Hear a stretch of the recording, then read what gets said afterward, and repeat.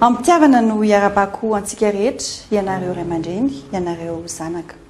Tonga soa eto amin'ny centre spécialisé na ity ivitoerana miady amin'ny herisetra eto Mahamasina ity. Herintaona lasa tokoa zao no najoro ity ivitoerana ity. Natao iarovana ireo ianjandiny herisetra eo anivon'ny fiarahamonina samihafa eny. Ity ivitoerana ity dia mandray ampitiavana, miaino ary manampy amin'ny torohevitra sy fanohanana ara-psikolojika, ny fanohanana ara-medikaly ireo rehetra manana olana eny amin'ny fiarahamonina amin'ny resaka herisetra ary ao anatin'izany ny fanolanana. Misy mpisolo vava hanoro-hevitra araka ny lalàna mandray eto amin'ny ivitoerana. Ary marina ihany koa fa efa mipetraka ny fitsarana manokana miady amin'ny herisetra na ny chaîne pénale anti-violence basée sur le genre.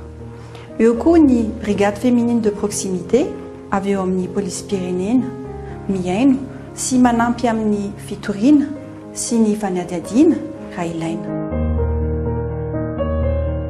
Misy mpitsabo sy psychologue ihany koa andray an-tanana avy hatrany ireo izay tonga eto.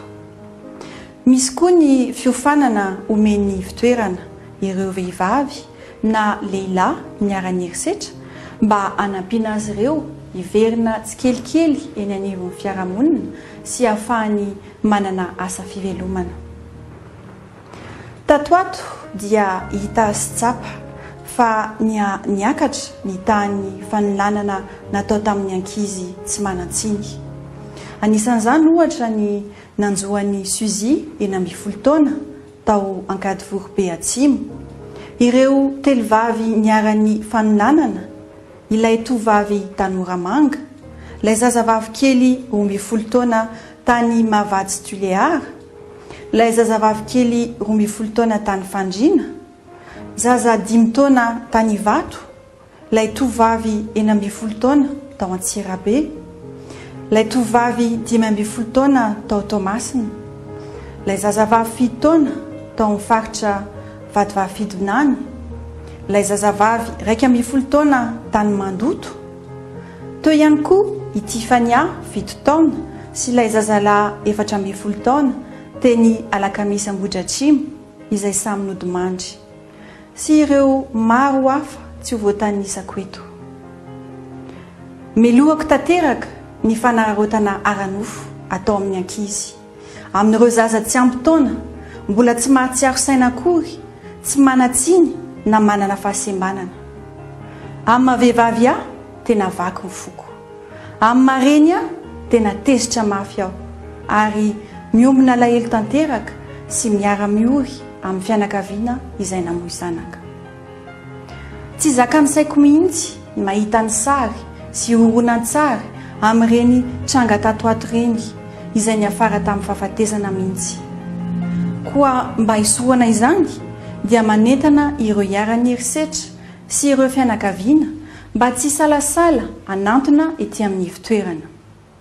Tsy misy atahorana na mampiay aho fa ao anatin'ny tsy ambaratelo tanteraka ary maimaim-poana avokoa ny fandraisana tanana rehetra eto.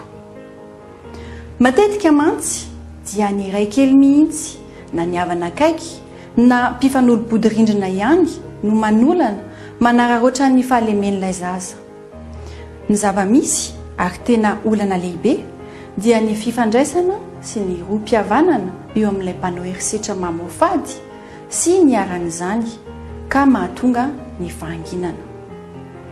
Tsarovy anefa fa ny fanolanana dia mahatonga ny voka tsy ny rina, mamotika ny taova-manontolo ary mamela takaitra mandrakizay eo amin'ny fiainan'ny olona izay aran'izany, ary mety mitarika hatramin'ny fahafatesana mihitsy aza. Koa ho anao izay misedra herisetra, manana zo ho arovana ianao, manana zo ahazo fandraisana tanana, manana zo tsy hanaiky izany.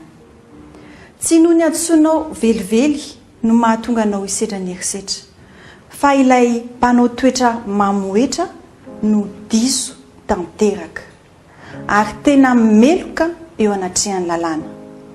Izy no mendrika ny sazy farak'izay enjana indrindra.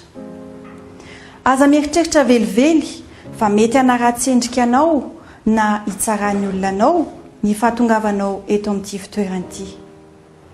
Eo ihany koa ny ivitoerana hafa izay afaka mandray an-tanana anao toy ireo centre d'écoute et de conseil juridique na ny CECJ manerana ny nosy na ireo centre vonjy na ny eny amin'ny police des mœurs et de la protection des mineurs PMPM, ny BFP sy ny gendarmerie pirenena. Eto dia isotra ihany koa ireo olom-panjakana sy tompon'andraikitra isan-tsokajiny mifanometanana sy miara-mientana amin'ity ady iombonan'ity. Ho anao mpiara-monina, ho anao reny, ho anao ray, ho anao raitapo, ho anao zanaka, ho anao fianakaviana. Aok'izay mifanginana. Sahy mitoroka, sahy mijoro, manana andraikitra goavana isika rehetra amin'ny fampahafantarana ny tsirariny sy ireo fihetsika mamoetra. Aok'izay ny herisetra, melohako ny herisetra.